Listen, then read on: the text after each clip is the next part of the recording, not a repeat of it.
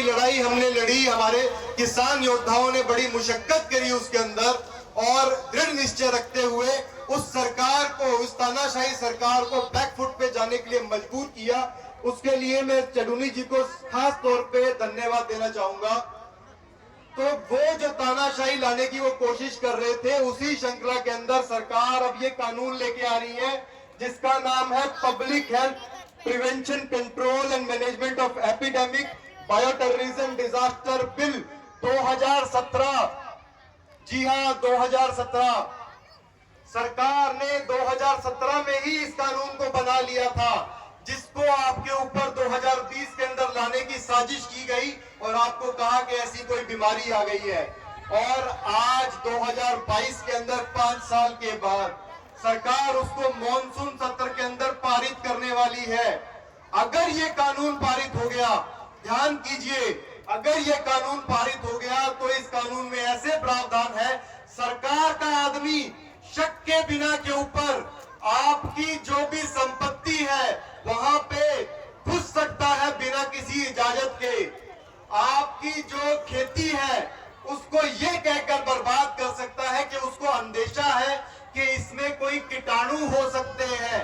ध्यान दीजिए, हो सकते हैं के ऊपर, उसको पता नहीं होगा कि होगा कि नहीं होगा, सिर्फ हो सकता है के बेसिस के ऊपर आपकी फसल को तबाह कर सकते हैं वो लोग, और कह सकते हैं कि आपकी जमीन पे हम कब्जा करेंगे।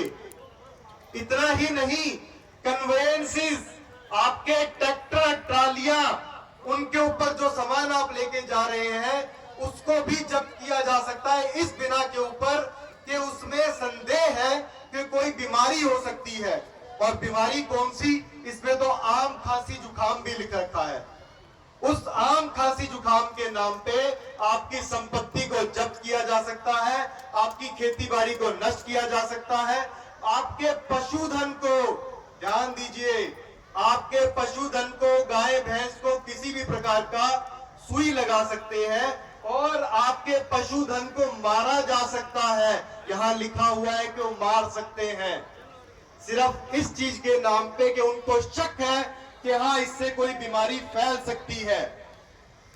आज आप देख रहे हैं सरकारें जो है हरियाणा के अंदर, राजस्थान में और गुजरात में इस प्रकार के कानून लेके आई है कि शहरों के अंदर आप अपनी गाय भैंसों को नहीं रख सकते एक से ज्यादा। एक से ज्यादा अगर आप रखोगे तो आपको अनुमति नहीं है, और एक रखोगे तो उसके लिए आपको लाइसेंस लेना पड़ेगा। तो ये लाइसेंस का राज लड़ने वाले हैं उन्हीं कॉर्पोरेट घरानों का, और आपको मजबूर करेंगे कि उनको आपको पैसा देना पड़ेगा। उसके बाद इस कानून के अंतर्गत आपको जब चाहे कोई भी, आपको जब चाहे, सिर्फ मेन पॉइंट्स हैं आपके लिए कि आपको जब चाहे वो कह सकते हैं कि बीमारी फैल सकती है।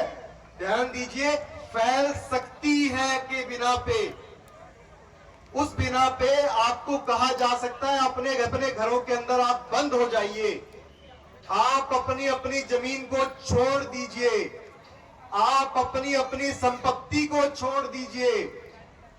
आपके घर में से किसी भी व्यक्ति को आइसोलेट किया जा सकता है, यानी कि उसको उठा के, सरकार का आदमी उसको उठा के लेके जा सकता है कि सरकार के तंत्र के अगर किसी प्रशासन के अधिकारी के मन में आ गया तो वो हमारे घर की बहन बेटियों को भी उठा के ले जा सकता है।